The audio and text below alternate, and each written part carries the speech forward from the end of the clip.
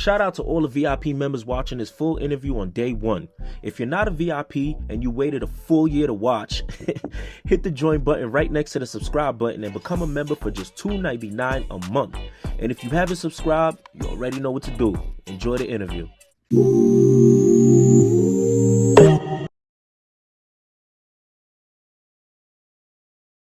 Esso, you tapped in with PPhilms. What's the word, man? What's poppin', my dude? Listen, man, everything's all right. Happy New Year, man.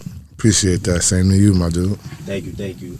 First, I want to start this off by saying, thank you for coming on my platform and giving me the opportunity to help tell your story, all right? No doubt.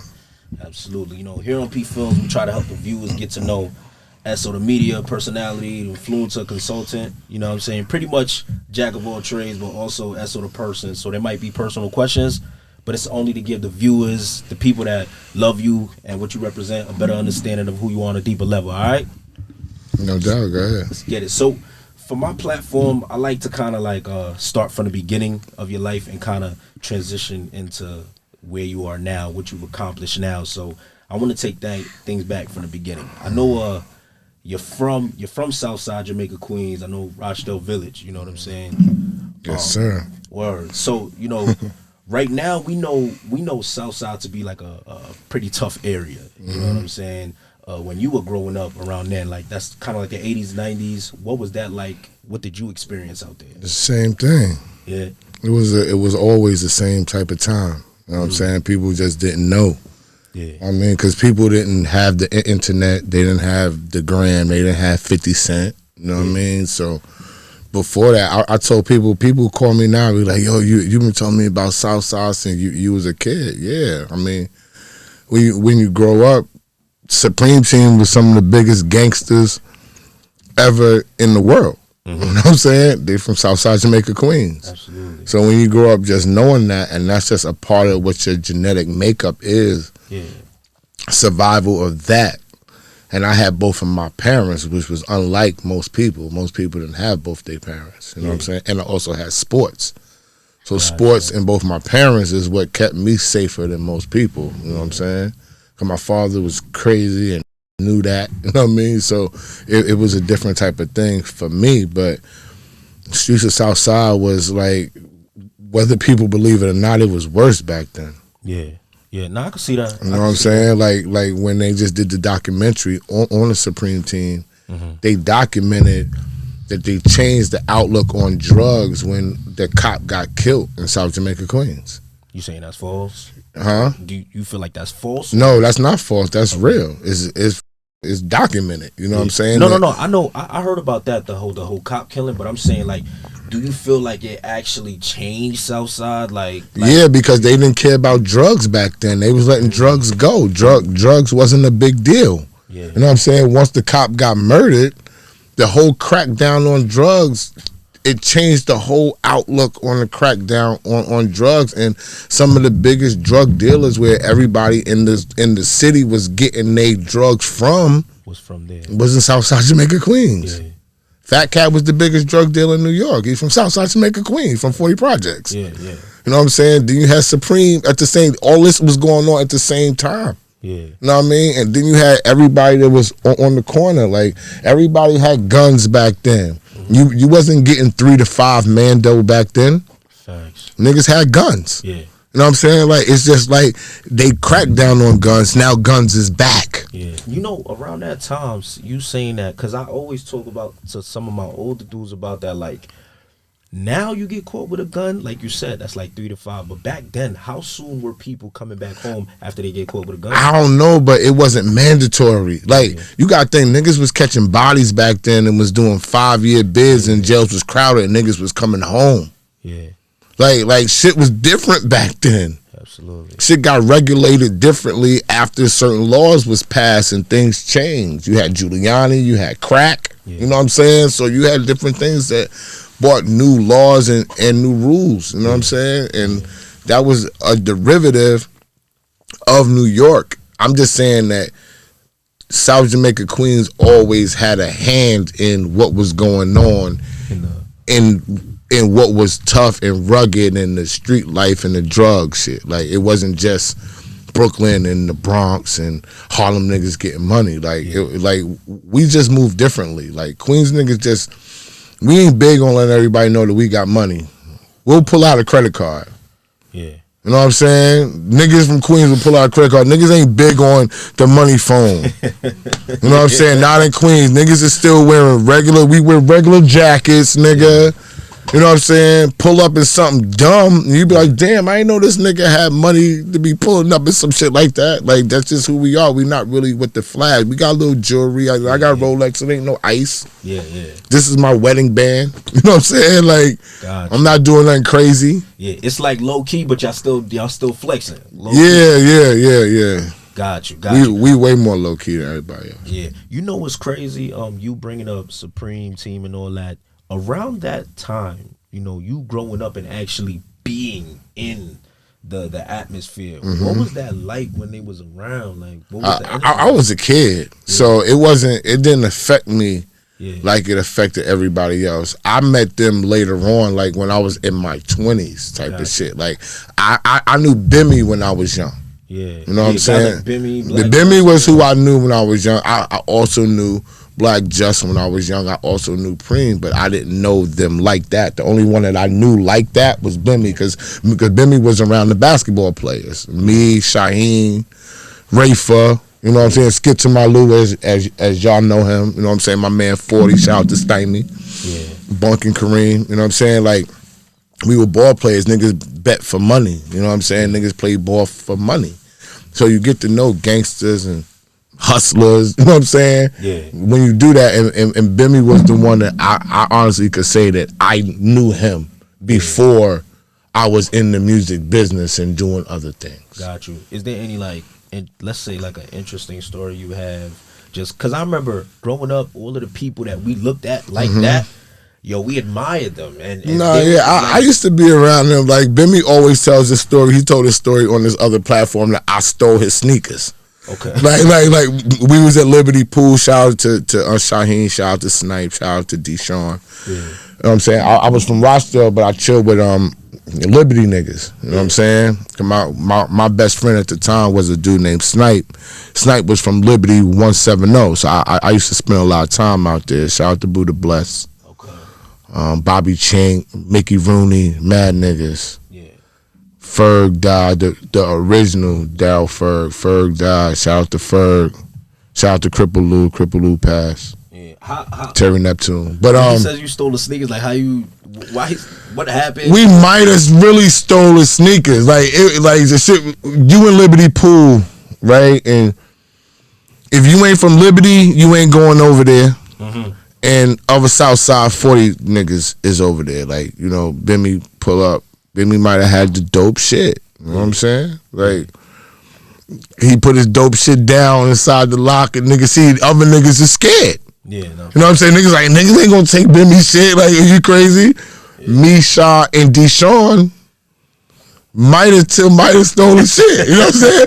But he always tells the story like, this nigga stole my shit. I got him saying, and I'll be like, ain't nobody stealing shit. I always tell him to this day, like, yo, it wasn't me. I don't even know what you're talking about. But he always hold that. Like, he ran down on us one day in his fucking car, like, yo, I know y'all niggas, the niggas that stole my sneaker. I know you stole my sneakers. I'm like, nah, nigga, what you talking about? And but niggas like that respect the fact that you a kid. Yeah.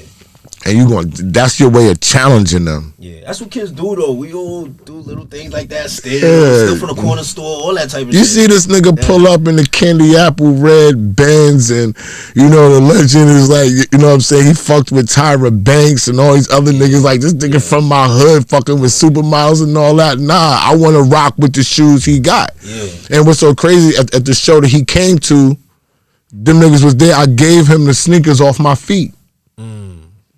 Some shit that I had made.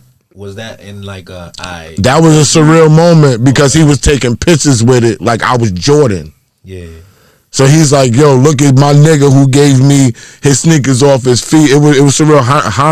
I got pictures of it and shit. Like, we didn't get the video, but that was a surreal moment for me. That was like a 360 moment for him to ask me for my shit and me to be able to give it to him right off my feet. Got you. I bet. Yeah. And how about you had to be pretty good in ball if you telling me the names like Rayford Austin, you know what I'm saying? All of these names you saying.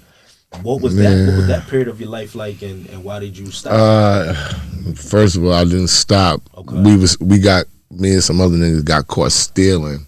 It's a long story at 5-star basketball camp while we was competing. Okay. And they fucking... Y'all was stealing some sneakers? Stealing everything, nigga. Nigga, I'm gonna tell you, like, Dave Checker's son, if y'all don't know who Dave Checker is, he's the former GM of the Knicks. His son was in our bunk. Yeah. Because we was good ball players, so he put niggas in your bunk. We kicked this nigga out the bunk. Bunch of Southside niggas. Like, yo, this is real shit. I'm playing ball in Harlem. Yeah. Shout out to A. Philip Randolph, Campus Cougars.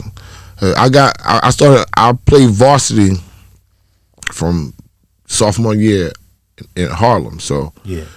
I had to leave because Rayford was in Queens, Shaw was in Queens. There was no place to play. Yeah. You know what I'm saying? Although, you know, you 3-4 guards and you got 40s at fucking Cardozo too. Yeah. So I fucking go uptown. So I'm still doing my shit. And we at 5-star basketball camp. Yeah. And my niggas they all playing from Queens schools. So they put the Queens schools niggas in bunk 5. Yeah. They put the Harlem and the Bronx niggas in bunk 25. So I'm over there, niggas. So them niggas say, yo, we kicked the nigga out. Come over here. So I come over there. I said, who y'all kick out? They was like, the white boy. Yeah. I said, the white boy. I said, what white boy? So it didn't register to us yet. Yeah. So the white boys with the other white boy bunks, he just goes into another bunk where I'm like, yo, them niggas got fucking video games and all that. So niggas like, yeah, we know we took his Nintendo. So I'm like, what y'all mean? I took the Nintendo. They took the Nintendo, real shit, and kicked the nigga out. Damn. They ain't say nothing to him. They must have been like, you know, they young black kids and shit. Then it was the Terror Dome. Then we was bouncing basketballs, like, cause they had basketballs, so we can bounce basketballs. So we bouncing shit to our room, deflate them shits, nigga. Packing basketballs in our bag. We go to the canteen.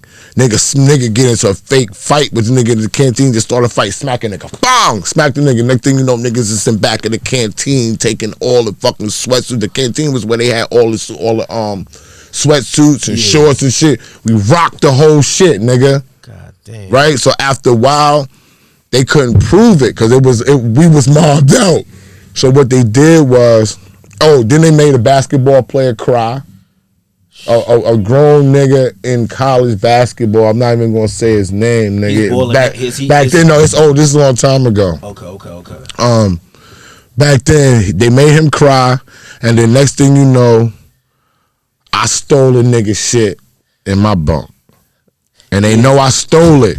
I ain't gonna lie, Esso, you probably stole Bimmy. Yo, listen. You probably stole we was wildin', listen. We stole the shit. I stole a nigga shit, because remember when they had they had these shorts that Uptown niggas had. Queens niggas ain't have them. We stole the shorts. The nigga confronts me about the shorts, and my nigga, Southside niggas like, what, nigga? I'm like, I ain't taking shorts. Yeah. He's like, I know you did. So my man's like, and if you say something word to my mother, you done. Yeah. This is how it's going on at basketball camp. So they made up this whole lot in the shit. They made up this whole lot of John Thompson championship ring got stolen, and they had to strip search every bunk. Damn. And the first bunk they came to was bunk 5, nigga. Y'all's.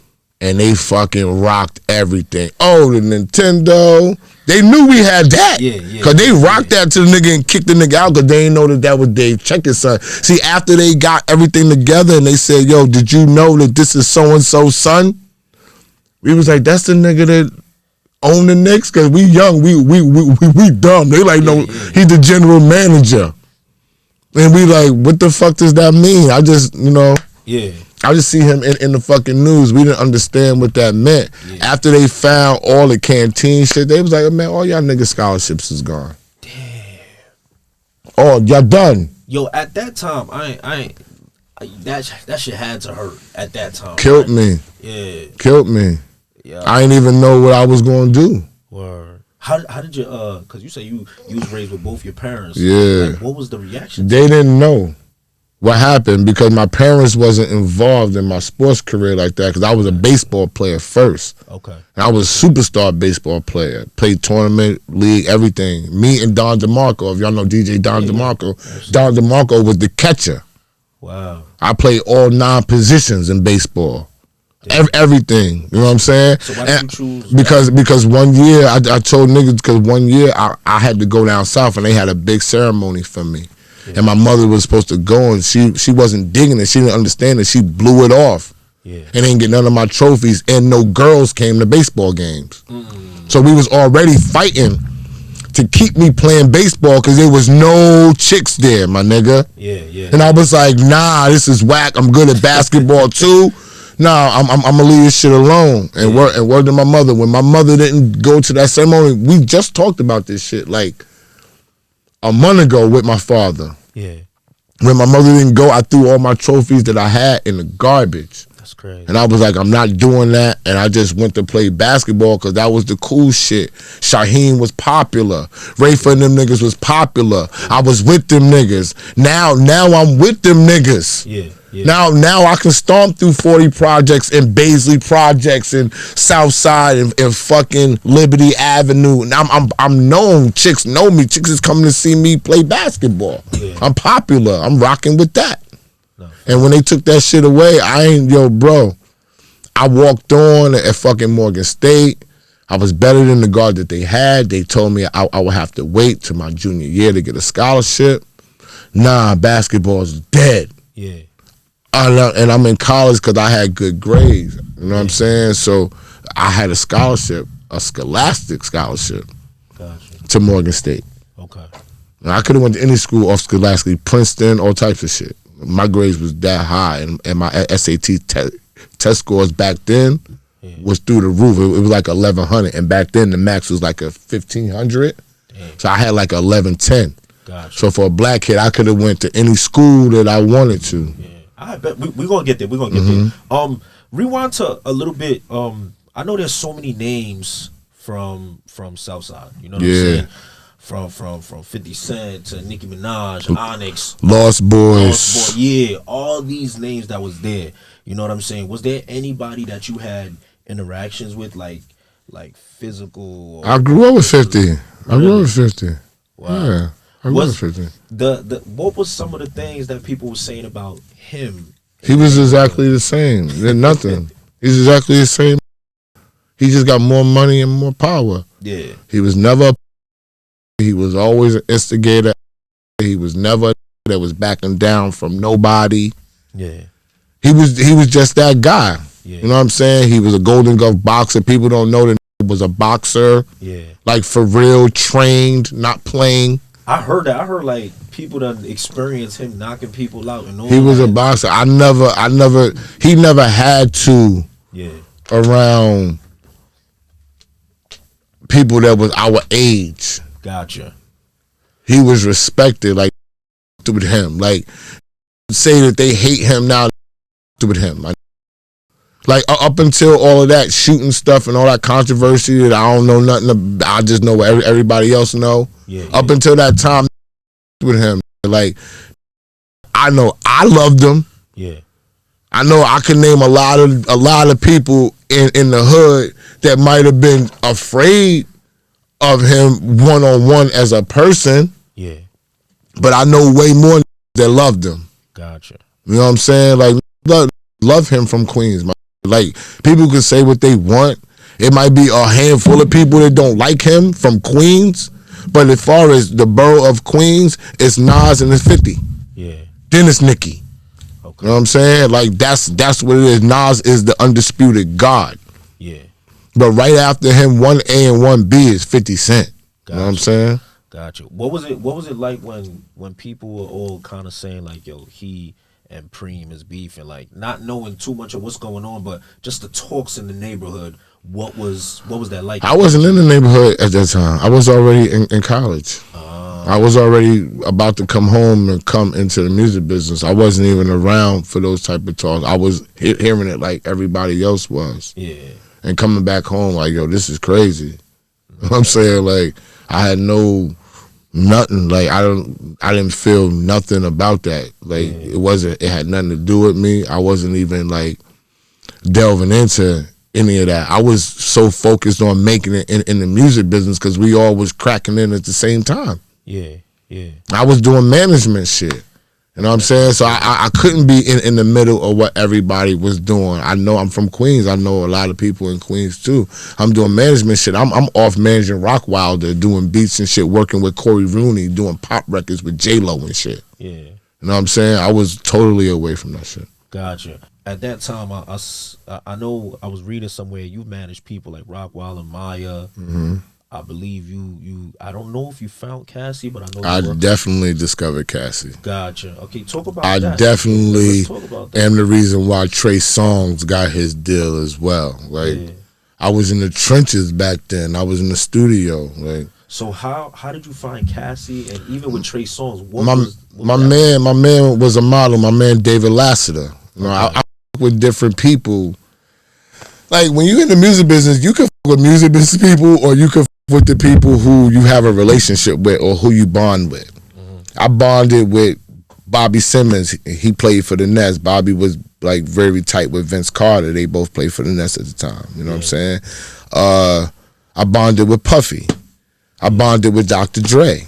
Yeah. You know what I'm saying? There are certain people that's within this business that you bond with, but you also bond with that are models that you meet and party, and they cool dudes, and you drink, and you give them your phone number. Those sometimes be the dudes that'll call you and be like, "Hey, yo, where you at today?" Yeah. See, I'm the king of spending time with people who I vibe with. Okay. If the vibe goes awry, then I don't f with you no more. Yeah. But me and my Space Ghost and Han, we just went down to f with Mike Knox in Philly. Yeah. Most might not go with Mike Knox because they might not think, yo, I'm not safe in Philly. Philly rugged, or I don't know Mike like that yet. I just met him one time. Me, I vibe with Mike Knox. Mike Knox feels like a good quality to me. Yeah, y'all just did a podcast with him, right? Yeah, that's the first day that I actually met him. I had heard of him, but we just went to Philly a couple days ago. I saw him post a party with him and Lil Meech, and I was like, I actually would come down and f with you, but you probably got a lot of yeah. You know what I'm saying? Blase blah. Yeah. Going with you. He was like, nah, come to my house. Wow. You know what I'm saying? I actually was going to go to his crib, but then I called them and said, you know what I'm saying, if they wanted to go, so we all stomped down there together. He treated us like fucking royalty, God. Yeah. You know what I'm saying? You spend time with people, you build a relationship with them. Yeah. It's give and take within this business. So it's the same way with the model shit though. He knew about Cassie. He did print modeling with her, and he brought her to me. I had her right there in front of my face. I was gonna fuck with her, and I said, "Yo, how old are you?" And she said, 16. Nah, you can't rock here like that right now, because at that time I was probably 22, 23 at the time. Yeah. And we was popping a lot of E, smoking a lot of weed, wow, like really feeling ourselves within the business. I had just started managing Rock Wilder. I was now an A-list manager. I'm around A-list motherfuckers from Janet Jackson to Christina Aguilera to Nas to I'm actually the one calling people like, yo, I made it. Yeah. I'm calling from the bathroom, yo, I'm smoking weed, me, Nas, and Redman and Rock. Yeah. In LA. Crazy. I'm calling niggas from the bathroom like, yo, it's happening. You know what I'm saying? Oh shit, I'm smoking weed with Dr. Dre. Dr. Dre said, I'm the best, illest manager he's ever met in his life. Me? Calling my moms. Yo, I'm out here in LA. This nigga want me to move to California and bring my artists out here, blah, blah. Yeah.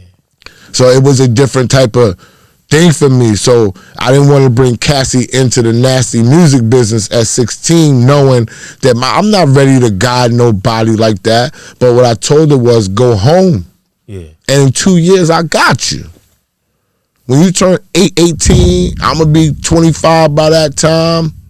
I don't know what's going on with my singer at the time, Yummy. You know what I'm saying? I didn't even start managing Maya yet when I met Cassie. I started managing Maya later. What year was that when you started managing her? Maya, 2000, maybe 6 or 7. Okay. It's a while ago, and it was only for 10 months. Okay. You know what I'm saying?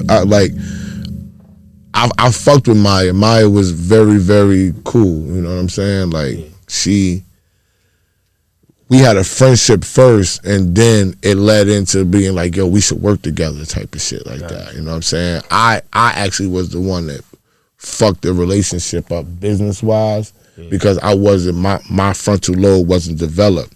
And something happened, something went on between me and her. It was business. It wasn't even no personal shit. What and I happened overreacted. Okay. It didn't even matter what happened. What happened was I overreacted to it. Did you know what I'm saying? Were you ever given a chance or the opportunity to like kind of talk about that? Yeah, we talked, we amended it, but damage was done. Yeah, we amended it. It's no problems, but you know the damage was done because every day I could pick up the phone the time and half a ring. She pick up the phone, yo, what's up? Till you don't got a phone number. You know what I'm saying? But when we see, but I'm gonna keep it real. She's such a real ass motherfucker that when we got back together and we tried to like work shit out and try to work together again, she gave it a shot. Oh, wait, hold on. So something, y'all was working together, business went bad, mended the situation. Then later on, once we amended the situation, I saw her. She was working with Rockwilder, but at the time I wasn't managing Rock no more. But me and Rock was still cool. You know what I'm saying? So she was there. So I came over there. I talked to her. We kicked it. She was like, "Come and meet me at the studio." A couple of days later, I came to the studio and we tried to do what we normally do. I'm a creative manager. I was a creative manager. So I wasn't a manager that just did paperwork. I could do everything. You know what I'm saying? I work behind the boards with you. I help develop your concept for your song. I'm a creative manager. I find the producers. I'll even manage the producers just for you, just so you can succeed. I'll manage them, get them deals, put the right people around you. Okay. So I was in depth with that, and she tried. That's what I was good at with her. No, don't do that. You know what I'm saying? I think that she didn't come out on another major because that was that gap of time that we was doing it and it was about to go down. You know what I'm saying? And I fucking fucked it up. And I don't think that nobody else was gonna put into her what I was gonna do. Gotcha. You know what I'm saying? Like I was gonna be able to, especially at that time, I had a lot of power at that time. You know what I'm saying? Gotcha. You know, you being a manager, I'm sure there's people watching this that want to manage as well. Could you speak on what it was that you felt like you went wrong with in that situation? Oh wait, but that's it. I overreacted. I was just young. It was just it was like I was managing a whole lot of females. Okay. I was managing Yummy. I was managing a writing team called Big Drawers. I was also managing K Mac and the Soul Diggers, who K Mac has a Coil Ray signed to him right now. Gotcha. I was managing K Mac. I was managing Rockwilder. I was managing the Smith Brothers. I had a whole roster. Yeah. You know what I'm saying? I had songwriters, produce whatever you wanted. I always was rocking with Clue. Clue, my best friend. I always was booking him. Yeah. So if you needed DJ Clue for anything, I handled the business. Yeah. So I was like, I was powerful. I had Puffy on speed dial at the crib. Yeah. What was that relationship like? And how was that developed? It developed just through work. Yeah. Did you ever work for him, or like how did you? Nah, I never worked for nobody. Okay. The only person that ever gave me a job that could say I worked for them was Corey Rooney. Okay. How did you get close to Puff? And because I would have through working with Yummy. I was managing Yummy. I was managing Rockwilder, and I was doing deals. I was hot. Yeah. Like you get hot as a manager. Yeah. Niggas see you doing deals. I did publishing deals fast. Rockwilder did $900,000 publishing deal. Yummy did $500,000. Me and Rock signed Yummy to Sylvia Rhone. I'm doing song deal with Sylvia Rhone. I'm doing deals. I got the Smith Brothers working on every project that Yummy's writing on in Yummy's project. The Soul Diggers is working with, they signed to Missy. Yeah. So everywhere you go, like it was just there. So you develop relationships by working. That's the thing that people don't understand. Like niggas think you just Puffy just says, you're dope. I like your sweatshirt. I'm gonna put you under my wing. No, nigga. He see you working. He see you pulling up in a Hummer with jewelry and horse. Where the fuck you get the Hummer and the jewelry and horse from? Like, what the fuck is going on? Wow, I don't know. I'm impressed. Yeah. All right, yo. Let's start talking. Let's do business. You show up on time. Yeah. You get the songs in. You don't complain. You paying for your own shit. You promoting your own self. You got your acts. Yo, I'm fucking with this nigga right here. Yeah. You know, it's interesting you say that. The part pulling up in the Hummer and all that. How much does that part matter when it comes to the actual work? You know what I'm saying? Or getting next to somebody, like networking. Because I always hear people be like, you know, like, yo, if you rap, you got to get a chain. You got to get this. You got to get that. Or if you rap, you got to get a chain. It's equipment. Do y'all look at that, like management, labels? Is that something? That's the public. That's what the public look at, bro. The public dictates that. So what are the managers, labels, and all that? We don't dictate that. We don't tell a nigga to go buy jewelry. Yeah. Niggas is going to buy jewelry. If anything, we tell them, wait, don't buy the jewelry yet. You don't got enough money. What would you advise? Don't buy the jewelry. You don't have enough money. My first jewels came from me doing a deal and Rockwilder buying it for me. I made him $568,000. We in a jewelry store. He's like, yo, that charm is how much? $30K? That's for my man. Yeah. Get that. Yeah. Off the same deal, I said, oh, well, he bought me a chain. I'm going to go buy myself a bracelet. You go spend $15,000 on a bracelet. Yeah. You know why? Because I'm accomplished now. That's the thought process. Yeah. I'm accomplished. I work hard for this shit. I buy the good shit anyway. Yeah. My mother is a buy the good shit nigga. Like we ain't going halfway. So before the music business, you buying the good shit, and the music business affords you a different lifestyle. You see different things. Once you see this shit, this is an investment. This matures more now than everything else. Is a Rolex watch. Yeah. You know what? Let's talk about since you talking about advising artists and all that. In New York right now, like for me, I kind of got hot and big off the New York drill scene right now. You being someone who has managed artists, work with a lot of artists, how do y'all feel? Like the people who's a little bit more established, how do y'all feel about the New York drill sound right now? I said this before, and I'm gonna say it every single time. I have no problem with the drill. I just need them to rhyme on beat. What you mean? They don't be on beat. Hold on, is there anybody in particular? All of them be off beat. No. When I say all, listen, when I say all, I speak in majority. Okay. I don't know every drill rapper. Do I hear 2 or 3 of them that try to be on beat? Yeah. I hear y'all, 2 or 3 of y'all trying to be on beat. That's cool. Yeah. But we're talking about what the masses, what drill represents. Drill represents a whole bunch of offbeat. And creatively, I disagree with that. You would. You're in the drill life. No, because I study everything. You're in the drill. So do I. Can I ask you a question? I'm a historian too. No. Of course. Can I ask you a question? Go ahead. Is there any drill artist that you can say you know by name and know one song from them? Pop Smoke, I know him. Come on, not Pop Smoke. He rhymes on beat. We can't say Pop Smoke. I know K Flock. Okay. I don't necessarily think that K Flock rhymes on beat. You don't think so? Nah. B Love don't rhyme on beat. No. B Love, I didn't. B Love don't rhyme on beat. K Flock is close. Yeah. He's close. I'm telling. K Flock is there. I'm listening. Come on, man. K Flock is there. I'll name a few. I with drill is listen. Yeah. I with off of their swag and how they move. Yeah. Right. That's me. Yeah. That's why I know who K Flock is. Yeah. Just because I don't think he necessarily rhyme on beat don't mean I don't fuck with him. Yeah, there are a couple of niggas that I heard that they rhyming off beat, and for some reason I listen to them. Yeah. But if the genre wants to get ahead, imagine if y'all was doing the shit on beat. That's if niggas had a drill meeting and say, yo, How are we gonna get drilled to the masses? Why everybody calling this New York drill? Why they saying that? And if one of y'all stood up and said, yo, let's really try to do it on beat. Nah, come on, man. People love... Yo, there's rappers that wasn't rapping on beat too that went crazy. Come on, Silk the Shock and them, we didn't really like them. No, we didn't like them. Come on, Master P paid. We didn't like them. Stop, nigga. On, I know about them. We didn't like them.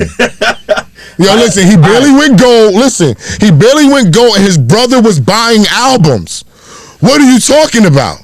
Okay. Come on, man. I was in the business. Hold on. I want to give you after. You know what? I have to say this because they're gonna kill me if I don't. I'm gonna say it on air, but I'm gonna give you a list of people to listen to. TG Crippy is my favorite. Okay. You got TG Crippy. You got Ghost. What's up with TG Crippy, Ghost? Okay, you don't like Crippy. He don't know him. You don't know him. Who you know, Ghost? Niggas don't say that they don't like drill niggas because drill niggas is really shooting niggas for not liking them. You said who? You listen to UK drill? Imposter. Niggas is imposter. You can't be an imposter when it started in the UK. Imposter. See, listen. I'm a New York nigga, right? Yeah. That sounds crazy because when you in the world, see, that's the problem that I got with my New York niggas. Niggas think that New York, they do it on beat. They don't do it better. They do it on beat. They copying us right now. No. Wait. You mean right now? Hold on. Right now. But you know why we the pinnacle. We the pinnacle. Hot live. We made it a hot song. Bro. We the bro. Listen, that's an unfair statement. Hold on, Ghost. Hold on, because this is what I be trying to explain to people. Yeah. And niggas outside of New York hate me when I say this. Okay, let's hear it. We the pinnacle of the world. Yeah. Okay. Yeah. Anything we take is gonna be ours. Yeah. It's impossible. Okay, fuck the U.S. Yeah, we are the pinnacle of the entire world. Yeah, the cities around this world is based upon New York City. Yeah. My father's a country ass nigga. Ain't but one city in the United States for real, nigga. Yeah, they ain't talking about Salt Lake City. Who? What? Kansas City? Yeah. Huh? No, nigga, that's a name. Yeah. This a real city. New York City, man. Yes, nigga. Yeah. So we the pinnacle. We got 25 million people in the state alone. We are the #1 market in the world. Yeah. They can't beat us, but that don't mean it didn't start there. No, it did. I can't lie. Chicago, and listen, UK, then they have UK, Chicago. Wait, UK is the originators. Hold on. Wait. Young Chop. Hold on, wait. I'm telling you right now, Young Chop don't like after he left London. Okay, cool. So are we saying that Young Chop and Chief Keef are the originators of drill? Because you might say that musically, but niggas in the streets might disagree with y'all. Niggas in the streets always disagree. That don't make them right. Michael Jordan might be the best. That don't make a nigga right because they disagree. Come on, because you have to. You know what, I know you know this too. You know there's those people who they might know what's going on for real, but us in the public, we only know for real. Yo, for real though, it was in the UK for real first. Before anybody even was thinking about that shit was in the UK first. You see, now I gotta do this. Don't look online because they don't know. Don't do that. You're gonna see an interview of Young Chuck saying he went to London. I'm just telling you. I'm telling you, bro. Niggas said Chicago to the UK. That's crazy. Yo, listen. It ain't even mine. Yo, bro. I'm a Southside Jamaica Queens. Hold on. I just Googled where did drill originate from? Southside Chicago, 2011, King Louis. King Louis. Huh? Who's the site? The site is genre exploration. Stop, son. Get off the Google. Wikipedia, you can look, kind of. This is the problem that I have with everybody. Like niggas can put anything in a computer, but the difference between me and other niggas is I was there. Nah, but I traveled the world. I've been y'all really feel like drill started in UK? Bro, yes, bro. Bro, yes. Yes, it did. Listen, can I say this? It did. And I'm gonna keep it real. Yeah. Do you know the correlation between dubstep and drill? Not exactly. Listen to the bass line. It's dubstep. But let me keep it a beam with you. Okay. I'm not even gonna say that Chief Keef and them in Chicago knew. Yeah. Okay, that's fair. Okay, that's fair. I'm not even saying nobody's biting. This is what niggas see when niggas go around. It take one nigga to hear something musically, and then they can bring it wherever they want. Listen, King Louis could have been in London. This is how easy it is. Yeah. Because King Louis the god with that. When you talking about Chief Keef, if we gonna talk about Chicago, you talking about King Louis. If I'm speaking on it, because that whole era, he has Chief Keef and the others. Yeah, you follow what I'm saying? Yeah. So, what? The real question is, what matters more? Who started it or who made it popular? Who started it matters, bro. Yeah, who started it matters. I think, but who made it? Who's the first person to do podcasts on the internet? I don't know. It don't matter. But the person who made it pop, that matters more. But it matters under the context of the conversation you're having. So if we're talking about who started, then it matters. If Chief Keef is the godfather of drill. If you ask all them young niggas, but listen, okay. Russell Simmons is the godfather of fucking hip hop. He ain't start that motherfucker though. But I agree. All right then. And I'm a Queens nigga. Queens niggas. Listen. What's a famous line? Yo, I'm not even getting into it. I'm just gonna say. Which line? I'm just gonna say about the line. Who said it? Nas said it, nigga. What he said? Queens niggas run you niggas ass Russell Simmons, Who nigga. said the line? Queens keep on faking it and Brooklyn keep on taking it. KRS-One? Yeah, that's old. KRS-One. Nah, I ain't gonna lie. I was just being petty. I just wanted to throw a line out since y'all threw a line out. Yeah, but KRS is cool, but regardless, Russell Simmons is the godfather of hip hop. Okay. You got Kool Herc and all these other niggas that they say started, but the godfather is Russ. Yeah, so that doesn't mean Chief Keef. Chief Keef definitely gets. It's a bunch of fucking Glorilla is Chief Keef a female. She said so her flow is Chief Keef. And she says she loves Chief Keef. She started rapping because of Chief Keef. Wait. When you say she's the Chief Keef of female, where exactly? Her flow is Chief Keef, nigga. Okay. Her whole fucking flow is a female Chief Keef. I'm gonna say this honestly. I don't listen to enough of her to anything that you listen to on the radio. Now listen to it, and now see that's where I come in at. Whether a female or a male say it, I can hear it. Yeah. Automatically. Her whole flow is Chief Keef, nigga. Yeah. On every fucking song. Okay. That's why niggas is liking her. It's subliminal. Yeah. If you love Chief Keef, you gonna like her. Yeah. Even her personality too is dope.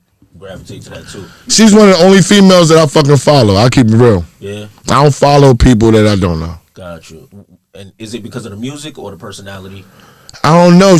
I like hood shit. Gotcha. You know what I'm saying? So when the shit first came out, before it even hit, I told my wife, she's like, you like all this shit, the bitch is twerking on this shit. You like all that stupid shit. I'll be like, because this is the shit that's really going on. Yeah. And when people have the balls to put that out there and expose that, them niggas take off. Absolutely. You know what I'm saying? And she just needed somebody that understood her language, and that was Yo Gotti. Yeah. There you go. Yeah. Perfect match. Yo, question. Would y'all, this is a question because in the drill community, we have this conversation all the time. There's the rappers are this and that, this and that, whatever the case may be. How does the labels view that? And does that stop labels and management from working with these artists and taking them to the next level?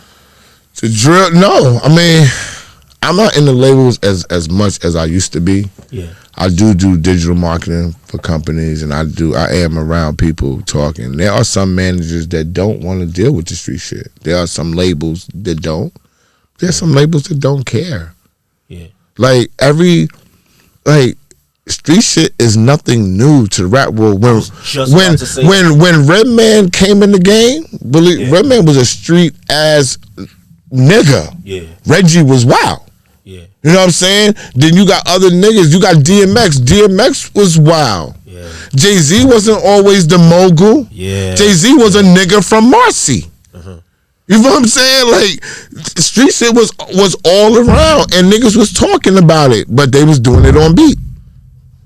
And that's what labels is gonna see. Niggas laugh, but Ghost laughs at me Because he'd be like, how can these people not understand what the game is? If Ghost was at a fucking label, he would sign an offbeat drill rapper in a minute if he thought he was hot. Why is that? Because he's in the culture. He don't care about what the grain is, right? But you got a whole bunch of suits here that they gotta hear, he's not rhyming. I don't know what to do with him. He's not rhyming on beat. I don't know what to do. And Ghost will be, I'll be like, Ghost, see, that's what we gonna come into play, nigga. I'm gonna charge these niggas $8,000 a month, and we gonna teach these niggas how to do it. And he start laughing at me. He be like, I don't understand.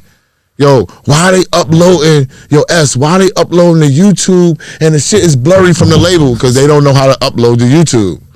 That don't make no sense. Yo, listen. I got frustrated. Listen. For the rappers or for it's the creativity. Yeah. See, you dealing with people who don't.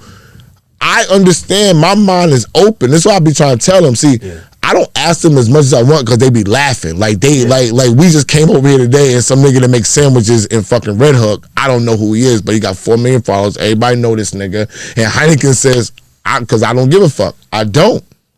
I'm not on that wave. I'm on more of a money wave. That's what I fucking represent for us three. I'm always talking about the money. When I talk to this nigga just now, money. Nigga, I'm not going to be able to I can't do nothing for art if we're not making no money. Gotcha. In order for art to maximize who I am in this world, he going to have to be able to travel. He going to have to be able to be places. Yeah. And I don't want to have to worry about his money and what he's doing. Yeah. You know why? Because he's going to be making money. Yeah, everybody's eating.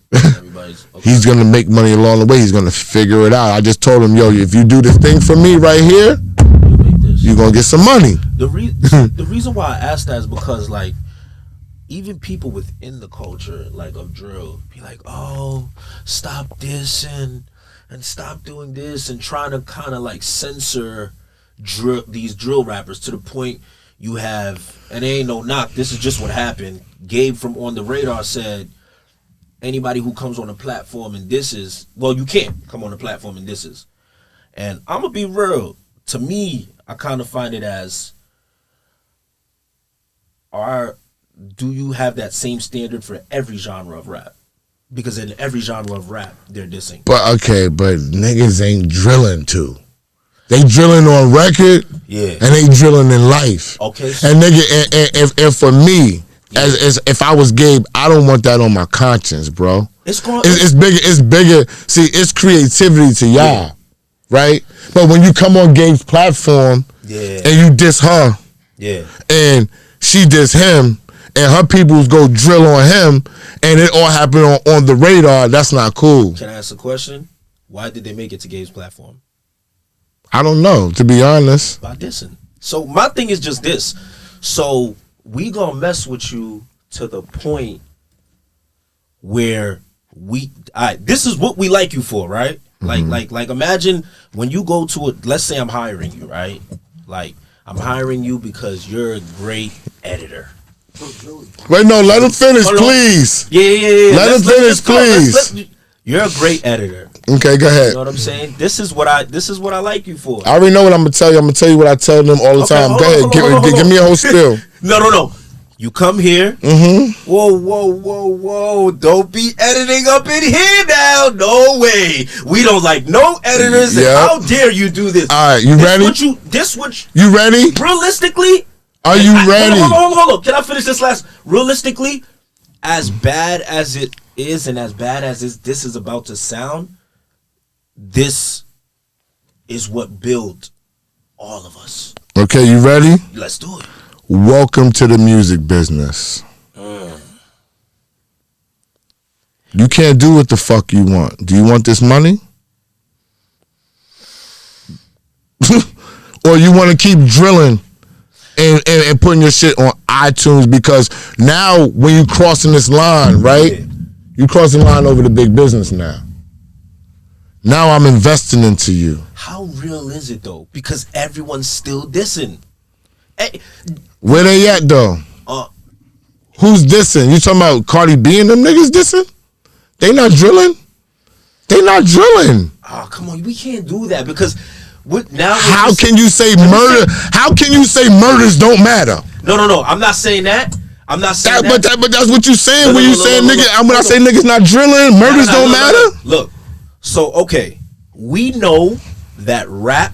You see, earlier you said rap comes with the reason why we giving Gunna a hard time right now is because he's supposed to embody a lifestyle, right? He's supposed to embody this lifestyle that now he's the rapper. Now, why everybody mad at him? Because now he ain't living up to what he said he is. Okay. So now we want street guys to come do rap, but hey, whoa, you're gonna get here. Now we want you to be fake. That's not realistic. So you must not. You did your research on me, but you clearly don't follow me because that's the number one thing that I said has been the problem. That everybody wanted the real rapper, and now everybody's complaining because now the niggas really drilling. Yeah. Welcome to the music business. That's what I keep trying to tell you. You got to make it work. Yeah. See, this business is about creativity. Yeah. And making money. Okay. They would rather have a Nas who looked out the window and saw the drug dealer and could tell you the story about the drug dealer than the drug dealer who actually sold drugs. Gotcha. Okay. That's what they would rather. Okay. They want the drug dealer like Jay-Z who is going to smarten up, and by the time he gets his deal and is set to make money, all that is behind him. And make the transition. They want the transitional driller. Until you have a hit song, and then they're still asking for those songs. Even when you have a hit song, they're not investing. See, the hit songs that they're getting are the records that everybody's saying is organic. Gotcha. Okay, that's fair. Once it becomes what they say, now we got 48,000 drillers throwing records on the wall. Wow. Yeah, now we have to play it. Give me these. No, I ain't playing shit. Give me them 3 organic ones. Them 3 that's popping, we gonna put some money behind those. Give me them 3 niggas. Okay. The other 47,997 suck dick. That's the business. Yeah. So y'all 3 lucky niggas that we're gonna put these millions of dollars behind. Cherish this. And yo, do drill on beat. Yeah, don't go out. And don't kill nobody on your drill because you know why? We're investing $5 million into you. He's not getting nothing. Why are you killing him on drill? Yeah. If you're gonna kill somebody else on drill, make it the other 2 niggas that are getting $500,000. Do you understand the business? Gotcha. And that's what the drill niggas are not understanding. So, now, if I want to take advantage of a drill nigga, I could do it all day. I could find one nigga and say, I don't give a fuck if he lives or dies and just sign him over. Niggas ain't trying to do that no more. Because you know why? You start getting looked at. You start becoming liable. That starts becoming a part of who you are. Niggas will start saying, I don't want to fuck with that. Gotcha. Okay. It's a double-edged sword with the business. You feel me? Yeah. Okay. Gotcha. That brings me to this point. Did you hear that now labels are taking out insurance? Yeah, they have to. They have to. I didn't know that they was actually going to implement it because you can take out insurance policies on people and they don't even got to sign nothing off on it or nothing like that. Yeah. Like if I know your information, I could take out a policy on you and you don't even know. That's crazy. And I could collect. And people do it on their kid. My father, when I was younger, I didn't know my father has a policy that he's always had on me. Wow. And he still got it. Wow. And I just talked about it like last month. And he told my wife about it. And I was like, well, I just found out. Wow. Yeah.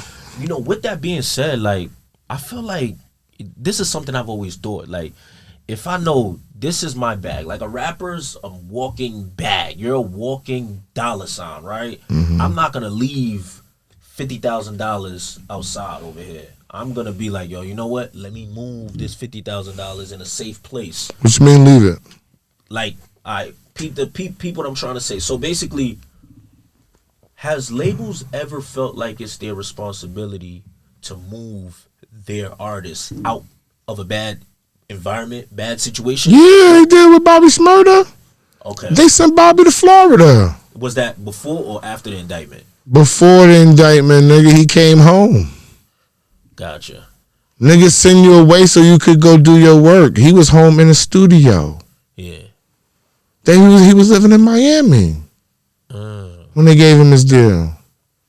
Yeah, they send niggas away, but these are grown men. Yeah, that's a fact. That's a fact. These are grown. Are they? Yo, by number, yeah. But there you go. But their frontal lobe isn't developed until 25, maybe 30, maybe 35. But legally, they're grown men. Yeah, and you can't tell them what to do.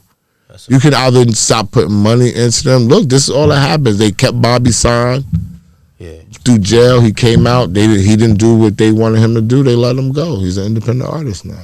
Yeah. But guess what? This is the trick. Management tip 101, because we got to leave soon, right? If Bobby Smurdy gets hot again, he'll be right back on Sony. That's how it goes. That's how it goes. To drop you and then retain your rights. You know what I'm saying? Bet. If he gets hot again, he'll wind up back on Sony with a budget, but he got to get himself hot again. Yeah. Know how you get yourself hot and keep yourself hot? If you with a label or not, I just told Billy B this the other day. Get a discretionary fund. Discretionary fund. That's how you beat it. You ask for $50,000 in a discretionary fund, so you can take that and you can pay people to keep you hot. Gotcha. Promoters, club DJs, whoever can put you in the spotlight.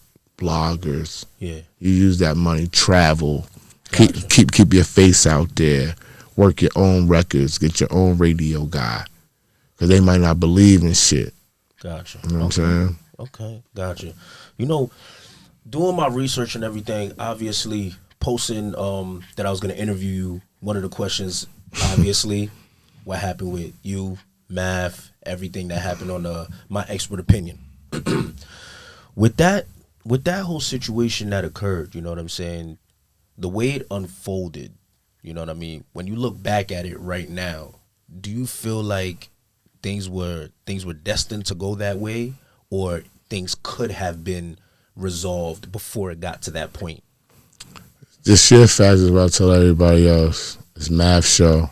He can switch in and out his cast the way he wanted to. He chose to do it that way. Hope it works for him. That's it. Yeah. There wasn't nothing that was in my hands or wasn't in my hands. It was nothing that I could have done to stop or override anything. You know, did you want to stay there? I mean, I enjoyed working there. Like we did good stuff together. But I mean, that's neither. It doesn't matter in the grand scheme of things when it's not your show. You could wake up and you could think that you're going to Sally Jesse Raphael or whatever. You know what I'm saying? Yeah. And you wake up and she call and tell you she don't need you no more. Yeah. There's nothing you could do. Yeah, it's just like on. For us as the fans. Like, you know, so many people have questions, you know what I'm saying? For us as fans, it's just like, what for us, we want to know, like, it seemed like a show that was going so well. Like, just having the progression to be one of the biggest things we've seen in New York in a long time. So we want to know. Biggest things in the world. Yeah, where did it go wrong? Because you would have to ask Math Hoffa. You asking somebody who don't have no power in what's going on. For you though, like, there was nothing. I have not spoken to Math. He has not called me and told me nothing.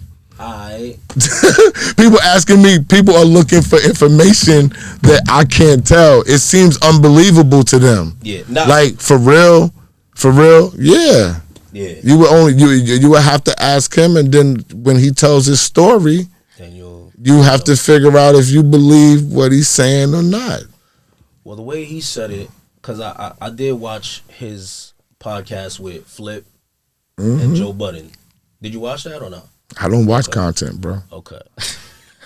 Niggas lie. I don't watch content. All right. I don't even watch myself. Okay, so he basically felt as if like you, Hannigan, and Ghost kind of conspired this whole time. Conspiring for what? What would we be conspiring to do? Have your own show. When he said that, he felt as he said in the contract, y'all weren't supposed to have a show. Y'all weren't supposed to be interviewing. Bro, did you see a contract? I'm saying all these different things that he's saying. Did you see anything? We didn't see it. Okay, all right. Okay. And my other question to you. Yeah. Do you really watch the show, right? Without a doubt. Okay. Yeah. So you saw the shows when I first got on the show? At that time, I'm gonna keep it real. I wasn't watching. All right. Well, let me tell you what used to happen. Okay, let's do it. At the end of every show, yeah, it would be said, "Is there anything that y'all are promoting?" Okay. And guess what I used to say? Take a wild guess what I used to say that I was promoting. Take a wild guess. I'm assuming that you're saying that you was promoting bag fuel. Okay. Smart man. Okay. You're a smart guy. Hold on. Okay. You can decipher this. All you got to do is look at it, right? If that's the case, how can what being said be true? Because under... Hold up. Okay. Hold on. If I promote... Listen. Yeah. Listen. You saying don't say based upon... We're talking about creating shows and having other shows, correct? Without a doubt. All right, then. Absolutely. If I'm on your show from the beginning... Yeah. Saying, is there anything that you like to promote? Yo, the only thing I promote is bag fuel. Yeah. That's who me and this man are. But he said he wanted it to be on his platform, not on your platform, and that's what y'all did. So why wouldn't I take money to put my show on his platform? I'm a businessman. You said, why wouldn't you? Yeah. I mean, these are simple questions that people would ask. I'm a businessman, right? First and foremost. Yeah. You did your research. I do management. I've done $1 million deals, Rock Wilder. They've said it on the show. Yeah. I've done $1 million deals, right? Okay. Yeah. What would be a problem with somebody picking up my show? You're meeting us right now because the guys that he's talking about are right in the back. Okay. Yeah. I hate to speak about y'all like y'all not in the room. No, it's fine. It's just y'all not on camera. Bro, this is welcome to the music business. This is the business. It's no problem. Like nobody's feeling no type of way about nothing. You know what I'm saying? But if anybody wants answers, they can just do that if they really want to know. Like if y'all really want to know, just look. That's all you gotta do. Okay, question. Because these are things we can't. I'm gonna ask all questions we can't see. All right. You can see everything. Nah, come on. Yes, you can. I can't. Did he ever offer you a deal, money, anything? I signed the contract. I thought you said there was no contract though. No. Listen to the lingo. Yeah, businessman. What makes a contract legal? You said what makes a contract legal? What makes a contract legal? Two people signing the contract. You have to adhere to the contract, correct? And then when they sign, and then what? What makes the signatures valid? Both signing it and honoring the contract, right? There you go. So you feel like one party didn't honor the contract? It's not, yo, bro. Look. Let me explain something to you. You can't talk about a show that we had already. Point being, okay. If I had a show, you think I'm gonna make an agreement not to take care of my show? Okay. I'm just asking you as a businessman. I own this show already. Yeah. Right? If this show is gonna be an issue, you think we want to iron that out before we sign paperwork?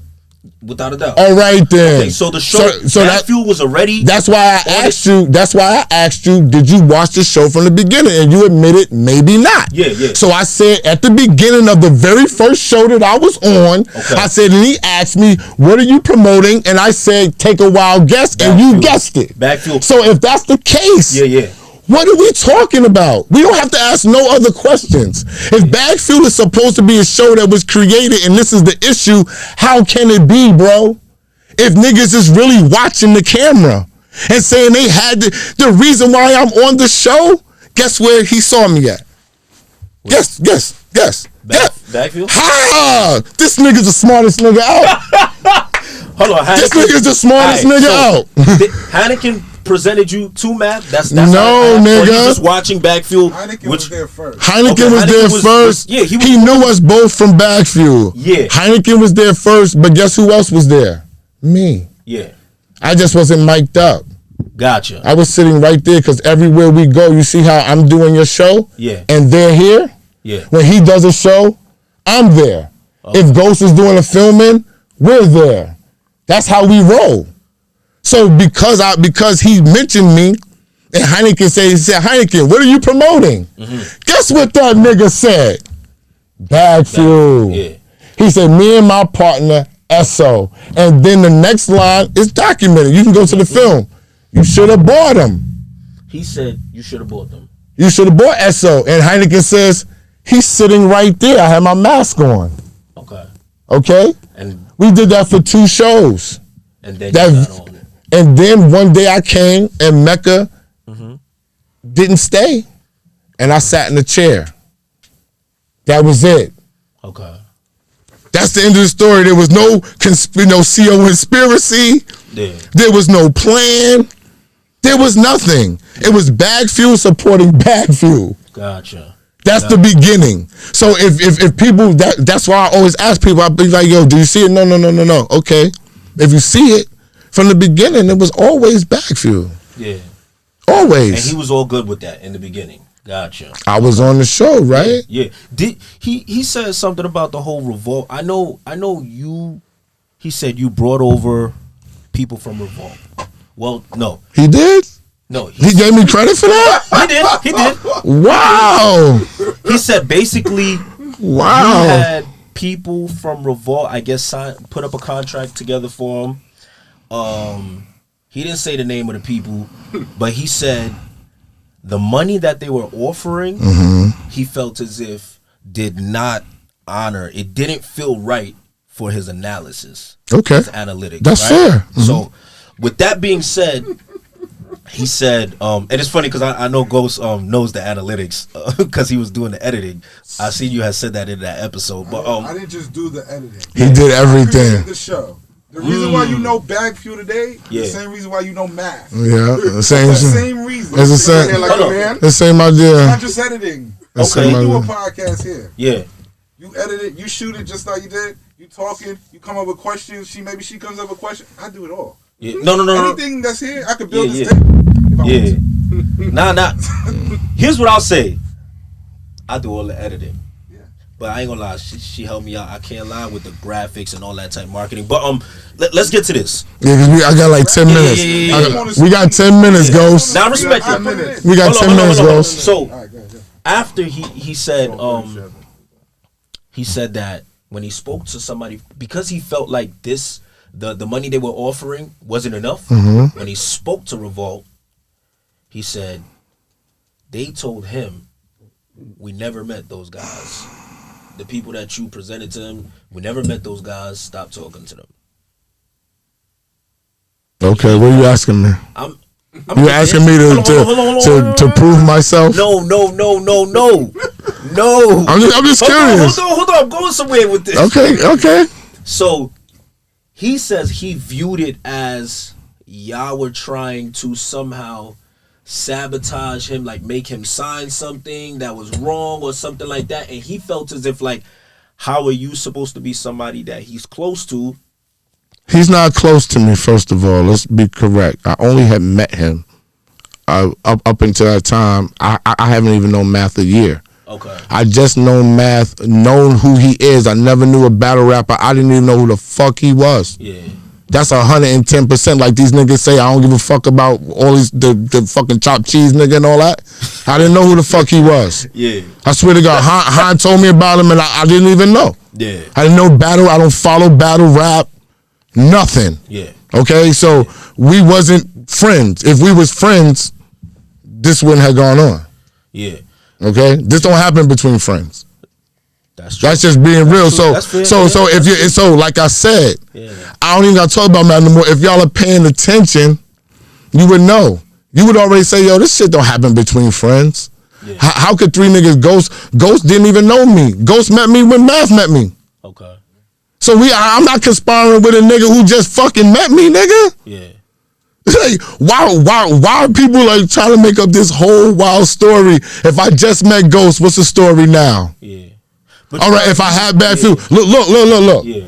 If I just met Ghost, yeah, I had bag fuel already. Uh-huh. And what was the other situation? I just met girls. I had bag fuel already. Oh, and that was it. And I'm conspiring. Gotcha. I didn't get nothing out of nothing. How am I going to conspire somebody out this show that I'm on? That makes no sense. Who the fuck am I conspiring for when he has a lawyer and you're gonna see every name that's involved with the paperwork? My real name is Randy Parker. Randy Parker wasn't on no paperwork. Okay. So how am I conspiring? There is nothing for me to conspire on. So that's why I said he might have been using the wrong word, but I think what he's trying to say words are powerful, bro. Now, without a doubt, I think what he's trying to say is like a lie clicked. Lie. He's trying to say a lie, bro.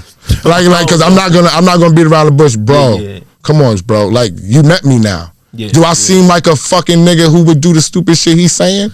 Do niggas like me in the position that I am in, that don't do shit for free, drive around a place for fucking 45 minutes to find parking for a nigga that I don't even fucking know? Yeah, nah. All right then. So I always tell people that meet me, determine it for yourself.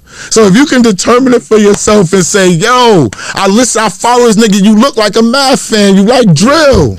So it's hard for you. I get it. Wait, what? You look like a Math fan. And it's hard for you. No. It's hard. When niggas follow niggas and niggas fuck with what they do, it's hard for niggas to be like, damn, this ain't the nigga I've been following. Nah. Bro, I'm sorry to break your heart today. I'm sorry. No, here's the thing. I am fucking sorry. Wait. I have to ask the question. Why you? But every question that you ask me, look, every question that you ask me, right? If people are true fucking fans, they know the answer. A true fan is gonna say, I saw them niggas on the show. I watched them niggas when they first got on the show. That's a real fan. Because that's what all these niggas say. Yo, you ain't done that. So if you really watched my nigga, what I said. Can we give him some homework? Let's do it. And then I'm gonna give y'all some homework. No. Yeah. All right. We got 5 minutes. I'm gonna give you some homework. Help him crack the code. Hold on. Chill. He said he never heard of them niggas, right? Who? The niggas that Esso bought for the revolt, right? Yeah. No. He said revolt said they never heard of him. Yeah. One of them is Puffy best friends. Okay. That's Find Cap. out how Fresh Montana got on his show. Do the same niggas that Puffy don't know. But look, I'm just keeping it a beat.